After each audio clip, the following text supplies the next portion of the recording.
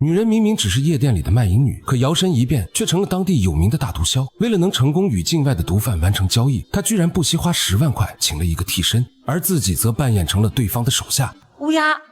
蛇姐，经常听说你们司令的丰功伟绩。虽然女人明知两人是境外毒枭司令的人，但她却依然谨慎地对两人进行了搜身，在确认完全安全后，才放松警惕地带两人上楼交易。介绍一下，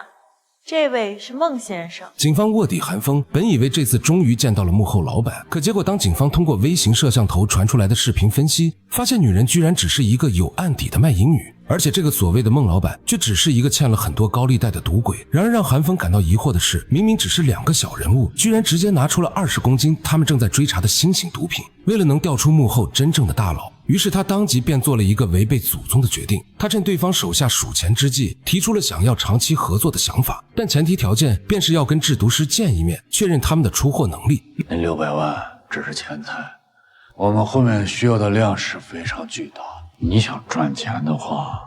让我进制毒师。然而不知所措的孟先生只是看了一眼身旁的蛇姐，当即便拿出了自己的手机，紧接着便直接给制毒师打去了电话。毒师，有个买家好奇新型药物的研发逻辑，是我找来了原钻配方，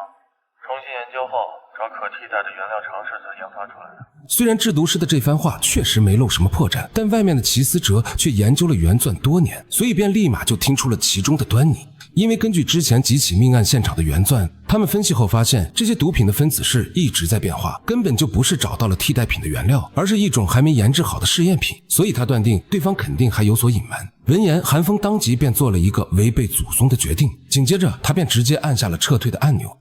各小组注意，行动取消，行动取消。为什么呀？韩风可能是想放长线钓大鱼。而丝毫没有意识到危险的蛇姐，居然还以为成功骗到了眼前的两人。因为之前她在男友那里得知了境外毒贩的联系方式后，便打算越过真正的老板跟对方交易，那到时候他们就有花不完的钱了。然而让所有人都没想到的是，隔天蛇姐就离奇的死在了小河边。虽然接到报案的警方立马就赶到了现场，但除了发现是被他杀的外，现场根本就没有留下任何线索。而且经过对孟老板的审讯，警方也终于知道了两人只是雇佣关系。然而就在韩风不知该如何入手的时候，不料这时齐思哲却直接递给了他2张照片。因为他在尸检时发现蛇姐脖子上的纹身居然跟王波的脖子上的是同一组，所以他怀疑两人很大概率是情侣关系。随即韩风便立马对王波进行了审讯。起初被抓的王波本想替老板扛下所有，不料当韩风拿出蛇姐死亡的照片后，王波当即便曝光了一条重要的线索，那就是在玻璃厂制毒的老板冯正熙。一定是他！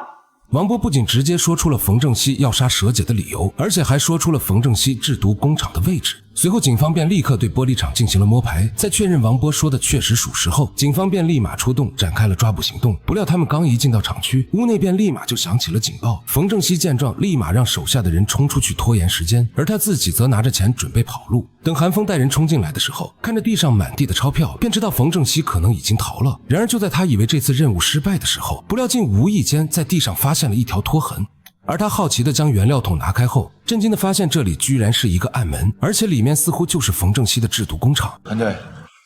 这儿应该就是他们的实验室了吧？